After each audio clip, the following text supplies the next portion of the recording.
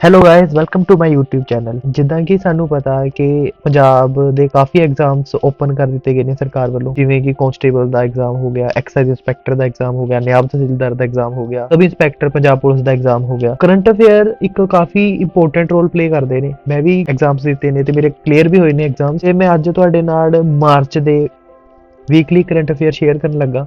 ਤਾਂ ਐਂਡ ਤੱਕ ਜਰੂਰ ਬਣੇ ਰਹੋ। ਉਮੀਦ ਕਰਦਾ ਕਿ ਤੁਹਾਨੂੰ ਬਹੁਤ ਕੁਝ ਸਿੱਖਣ ਨੂੰ ਮਿਲੂਗਾ ਇਸ ਵੀਡੀਓ ਰਾਹੀਂ। ਤੇ ਜਿੰਨੇ ਵੀ ਇੰਪੋਰਟੈਂਟ ਕੁਐਸਚਨਸ ਨੇ ਐਗਜ਼ਾਮ ਦੇ ਪੁਆਇੰਟ ਆਫ View ਨਾਲ, ਮੈਂ ਸਾਰੇ ਕੁਐਸਚਨਸ ਲੈ ਕੇ ਆਇਆ।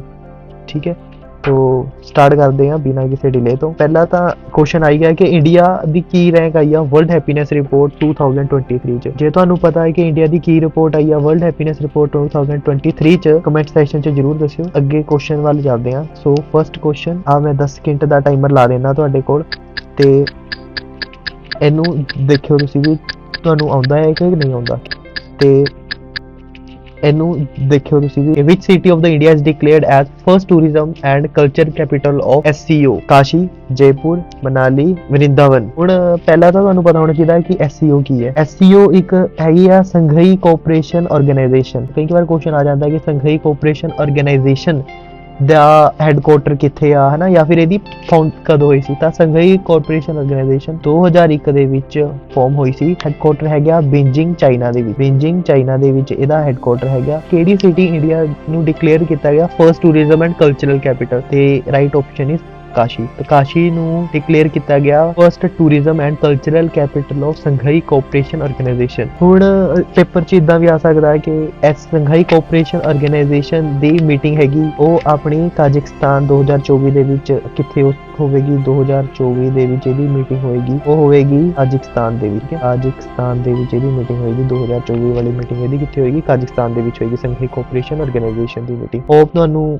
ਆਹ ਕੁਐਸਚਨ ਕਲੀਅਰ ਹੈ। ਤੇ ਨੈਕਸਟ ਕੁਐਸਚਨ ਤੇ ਚੱਲਦੇ ਹਾਂ। ਸੋ 20 ਸੈਕਿੰਡ ਤੁਹਾਡੀ ਸਕਰੀਨ ਦੇ ਉੱਤੇ ਆ ਗਏ ਹੋਣਗੇ, ਤੇ 10 ਸਕਿੰਟ ਦੇ ਵਿੱਚ ਇਹਦਾ ਆਨਸਰ ਦੇਣਾ ਤੁਸੀਂ। The labour 20 engagement meeting will held in which city? ਇਹ ਲੇਬਰ 20 ਇੰਗੇਜਮੈਂਟ ਮੀਟਿੰਗ ਕਿਹੜੀ ਸਿਟੀ ਦੇ ਵਿੱਚ ਹੈਲਡ ਹੋਊਗੀ?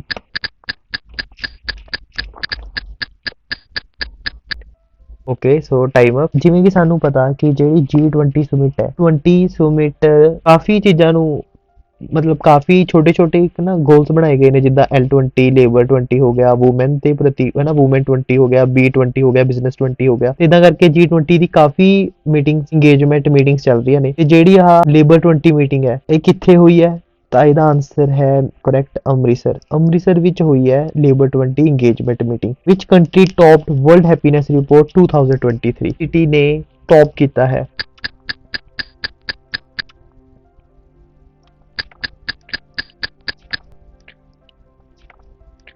Okay, so the answer is the correct answer is Finland. तो फिनलैंड ने टॉप किया है वर्ल्ड हैप्पीनेस नेशन में। और सेकंड नंबर पे आए हैं डेनमार्क, और थर्ड नंबर पे आए हैं आइसलैंड। और इंडिया का क्या रैंक है? इंडिया का रैंक है 125। इंडिया का रैंक है 125। इंडिया का रैंक है 125 आउट ऑफ 136 कंट्रीज। और आप कमेंट सेक्शन में ये बता सकते हैं मुझे कि सबसे कम रैंक वर्ल्ड हैप्पीनेस रिपोर्ट में किसका है। आपको ये जान के भी हैरानी होगी कि जो ये फिनलैंड है, आइसलैंड है, डेनमार्क है, इनमें कोई मिलिट्री भी नहीं है। मिलिट्री ना होने के बावजूद भी वर्ल्ड की हैप्पीनेस रिपोर्ट में सबसे टॉप पे आती हैं ये कंट्रीज। एग्जाम्स में आने के चांसेस काफी हो जाते हैं, क्योंकि पिछली बार क्वेश्चन आए थे इसके ऊपर। अगले क्वेश्चन पे चलते हैं हम। Which country recently become the member of BRICS new development bank?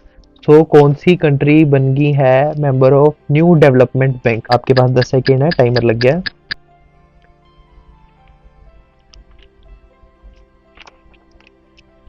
Okay, सो इसका आंसर देने से पहले मैं आपको थोड़ा सा बता देना चाहता हूँ कि ब्रिक्स, ये ब्रिक्स है, ये 5 नेशन कंट्री है, जिसकी फुल फॉर्म इस केस में है कि बी से ब्रिटेन, आर से रशिया, आई से इंडिया, सी से चाइना, एस से साउथ अफ्रीका। कभी कभी पेपर में ऐसे आ जाता है कि S in BRICS S stand for, बच्चे साउथ ऑस्ट्रेलिया लगाते हैं, कुछ लगाते हैं, but it's South Africa.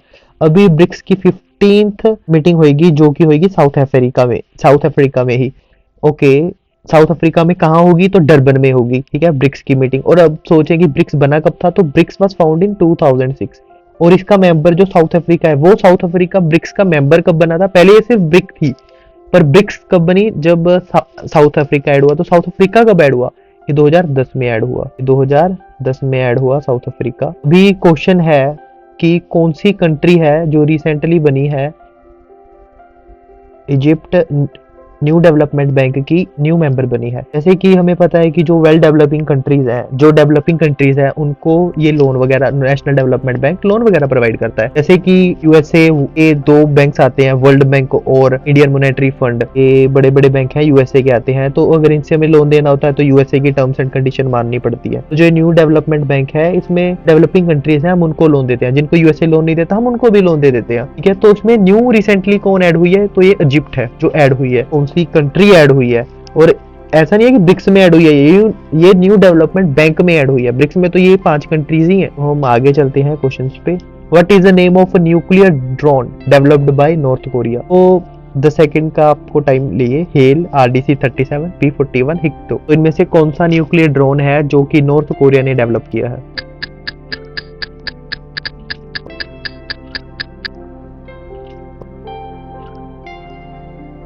Okay, so 10 second पूरे हुए, तो आंसर इज हेल। अभी जैसे हमें पता है कि यूनाइटेड नेशन ना ग्रे लिस्ट और ब्लैक लिस्ट में डाल देता है। ब्लैक लिस्ट में भी कौन सी 3 कंट्रीज है? एक तो है नॉर्थ कोरिया, एक है ईरान, और हमारी एक कंट्री है म्यांमार। ये 3 कंट्री अभी ब्लैक लिस्ट कर दी गई है, ठीक है। और हमें पता है कि ग्रे लिस्ट भी होती है। ग्रे लिस्ट में अभी किसको ग्रे लिस्ट में किया हुआ है? पाकिस्तान को। उसकी इकोनॉमिक कंडीशन इतनी खराब हो गई है पाकिस्तान की। अभी आप देख सकते हो कि वहाँ पे अंगूर पता है कितने रुपए किलो बिक रहे हैं? 1600 रुपए किलो अंगूर बिक रहे हैं अभी इस टाइम पे। इतनी पाकिस्तान की इकोनॉमिक कंडीशंस खराब हो गई है। ओके, सो जो ये हेल है, नॉर्थ कोरिया ने जो ये न्यूक्लियर ड्रोन बनाया है, ये न्यूक्लियर ड्रोन तो ऐसे ही लिखा है नाम पर, न्यूक्लियर ड्रोन नहीं है ये। सच में बहुत बड़ी तबाही है। इससे सुनामी वगैरह, ये ना पानी के अंदर विस्फोट कर सकते हैं, जिससे क्या होगा, सुनामी वगैरह आने के चांसेस बहुत हो जाएंगे, फ्लड्स आने लग जाएंगे, स्टार्ट हो जाएंगे। तो ये एक बहुत ही खतरनाक ड्रोन बनाया है। और ये देख सकते हैं कि चाइना और यूएसए को बहुत खतरा है इससे, क्योंकि इनके साथ इसकी किसी की बनती नहीं है। और नॉर्थ कोरिया का ऐसा एग्जांपल है कि क्लोज्ड इकोनॉमी होने के बावजूद भी ये आज सेल्फ सफिशिएंट है, खुद न्यूक्लियर ड्रोन बना रहा है। तो बट थोड़ा संकी देश है, क्योंकि पता नहीं कि अगर चाइना वालों ने एक गोली भी गिर दी ना इनके ऊपर, तो क्या पता उसका जवाब ये हेल से दे। Okay, so exam point of view से इंपॉर्टेंट है। सो आगे चलते हैं हम। Okay, so the next question is which day. ये तो मोस्ट इंपॉर्टेंट क्वेश्चन है। ये क्वेश्चंस आने के चांसेस काफी हो जाते हैं एग्जाम्स में। काफी बीमारियों के बारे में क्वेश्चंस देखे जाते हैं। कांस्टेबल में भी ट्यूबरक्लोसिस के ऊपर क्वेश्चन आया था कि ट्यूबरक्लोसिस कब बनाया जाता है। Okay, so which day is celebrated as world tuberculosis Day? तो आपको 10 सेकंड है। तो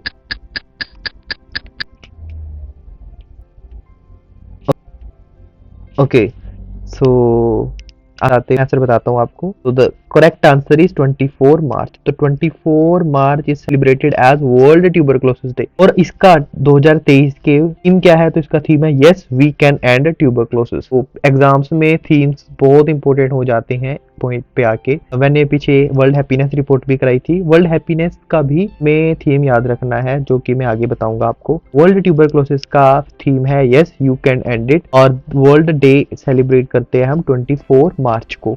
और 22 मार्च को हम क्या सेलिब्रेट करते हैं? 22 मार्च को हम सेलिब्रेट करते हैं वर्ल्ड वाटर डे। 22 अप्रैल को हम क्या सेलिब्रेट करते हैं? 22 को हम सेलिब्रेट करते हैं अर्थ डे। क्या सेलिब्रेट करते हैं? अर्थ डे।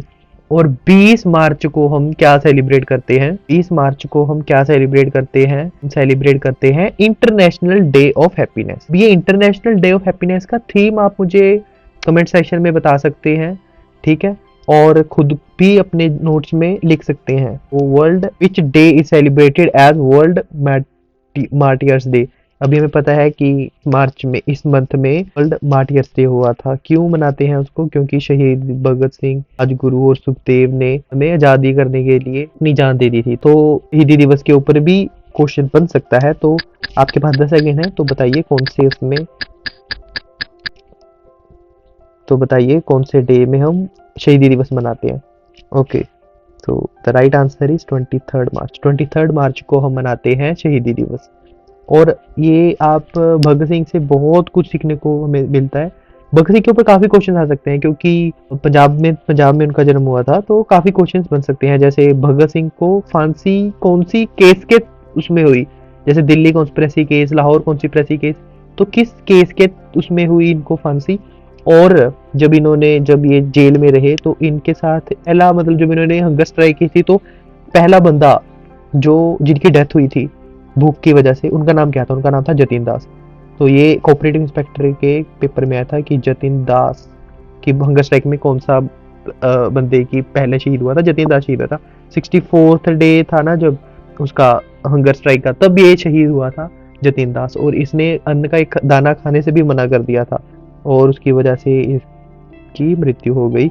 और भगत सिंह से हम काफ़ी कुछ सीखने को मिल सकते हैं। जैसे जब ये इनका जेल में रहने का समय 600 कुछ दिन था, और उस दिन में इन्होंने 300 से भी ज़्यादा बुक्स दी थी और 12 लैंग्वेजेस में इन्होंने महारथा हासिल की जेल में रहने के बावजूद भी। और आप ये देख सकते हैं बुक्स पढ़ने का इनको बहुत शौक था, भगत सिंह को पढ़ने का बहुत शौक था। और इन्होंने एक बुक भी लिखी है जिसका नाम है Y I am atheist.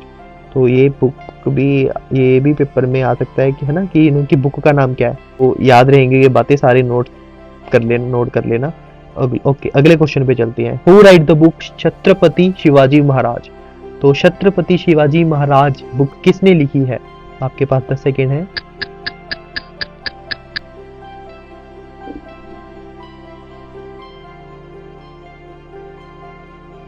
Okay, so the right answer, the book Chhatrapati Shivaji Maharaj श्रीमंत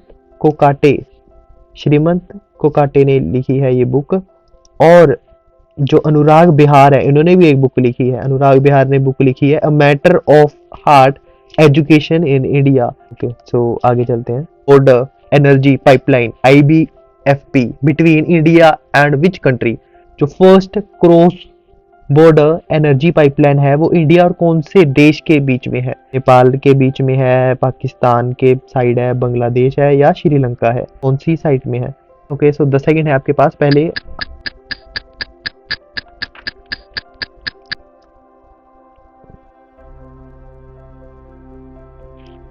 तो इसका सही आंसर है Bangladesh. Okay, the first cross border energy pipeline BPF किसके उस पे स्टैंड करता है? India Bangladesh friendship pipeline. India और बांग्लादेश को कनेक्ट करेगी पाइपलाइन। इससे हम डीजल की सप्लाई करेंगे बांग्लादेश में, डीजल बेचेंगे बांग्लादेश में। ऑल्दो इंडिया में डीजल का रेट अभी इतने हाइक पे है। ये फ्रेंड्स बस डिप्लोमेटिक रिलेशन अच्छे रखने के लिए, क्योंकि हमें पता है कि बांग्लादेश चाइना और हमारे बीच में एक बफर जोन का काम करता है, तो अपने रिलेशन अच्छे रखने के लिए हमें क्या करते हैं, तो बहुत कम दाम पे डीजल बांग्लादेश में जाएगा, ट्रांसपोर्ट होगा। ओके, सो क्यों फ्रेंड्स, अगर आप इतनी दूर तक आए और है ना नोट्स बनाए आपने, ऑल्दो नोट्स पीडीएफ में आपने डिस्क्रिप्शन में भी पीडीएफ पड़ी होगी, या वहां से डाउनलोड कर सकते हैं ये PDF. If you like this video give it a big thumbs up. और मैं एक दो क्वेश्चंस और इंपॉर्टेंट बताना चाहता हूँ, जैसे कि वर्ल्ड टेररिज्म डे में सबसे टॉप पे कौन सी कंट्री है? तो वो है अफगानिस्तान। क्या अफगानिस्तान सबसे टॉप पे अफगानिस्तान है वर्ल्ड टेररिज्म डे में। और पेपर में ऐसा आ जाता है कि तो ग्लोबल टेररिज्म इंडेक्स में इंडिया कौन से नंबर पे है? तो इंडिया का रैंक है 13th है अफगानिस्तान। तो हमारे अफगानिस्तान के साथ भी रिलेशन अच्छे है। ऑल ओवर इंडिया में अभी क्या हो रहा है कि इंडिया रिलेशन अच्छे करता है। जैसे हाँ, एक ना ऐसे एक क्वेश्चन और मुझे दिमाग में आया कि जो अफगानिस्तान है ना, अफगानिस्तान के ऊपर एक ऐसा क्वेश्चन है कि अफगानिस्तान के ना एक डैम का नाम चेंज करके इंडिया अफगानिस्तान फ्रेंडशिप डैम रखा गया है। इंडिया अफगानिस्तान जो फ्रेंडशिप डैम है, कौन से डैम का नाम चेंज करके इंडिया अफगानिस्तान फ्रेंडशिप डैम रखा है? तो अफगानिस्तान में एक डैम है, उसका नाम है सलमा। नाम क्या है? सलमा, SALMA। इस डैम का नाम चेंज करके अफगानिस्तान ने रखा है इंडिया अफगानिस्तान फ्रेंडशिप डैम। और वो ग्लोबल टेररिज्म इंडेक्स में इंडिया का कौन सा नंबर है? 13th, मैंने बताया अभी आपको। टॉप किसने किया है? तो टॉप किया है अपना अफगानिस्तान ने। और अफगानिस्तान में टेररिज्म इतना है, तो यही सबसे लोएस्ट लीस्ट हैप्पीनेस इंडेक्स में अफगानिस्तान आता है। यहाँ तक वीडियो देख लिया, thank you so much. Description में लिंक है, आप वहां से सीधी PDF डाउनलोड कर सकते हैं।